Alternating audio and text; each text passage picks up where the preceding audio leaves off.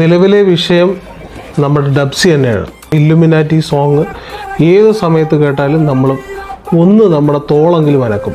അതുപോലെ അദ്ദേഹം സമ്മാനിച്ച ഒരുപാട് പാട്ടുകളുണ്ട് എന്നുള്ളത്.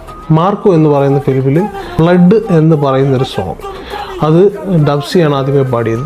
അതിനുശേഷം നാടകീയത എന്ന് തന്നെ പറയണം. ഏതൊരു എഡിറ്റിംഗ് അത്യാവശ്യം ബേസ് ലെവലിൽ അറിയുന്ന ഒരാളും പെട്ടെന്ന് മനസ്സിലാവും അതിൻ്റെ വോക്കൽ എന്ത് സംഭവിച്ചു.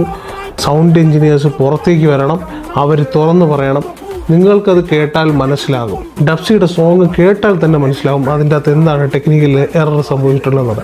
1000 രൂപ മാർക്കറ്റിൽ കൊടുത്തു കഴിഞ്ഞാൽ ഏത് പാടാത്തവരെയും അടിപൊളിയായിട്ട് പാടുന്ന തരത്തിൽ അവരുടെ പാട്ട് സെറ്റ് ചെയ്ത് സൗണ്ട് മിക്സ് ചെയ്ത് കൊടുക്കുന്ന ആൾക്കാർ ഇന്ന് മാർക്കറ്റിൽ അവൈലബിൾ ആണ്. അവിടെയാണ് ഇത്രയും കാശ് മുടക്കി എടുക്കുന്ന പടത്തിൽ ഇതുപോലത്തെ ഒരു പാട്ടിറങ്ങി എന്ന് പറഞ്ഞാൽ അവിശ്വസനീയം. വിശ്വസിക്കാൻ പറ്റില്ല എന്ന് തന്നെ പറയാം. ആരും അറിഞ്ഞ്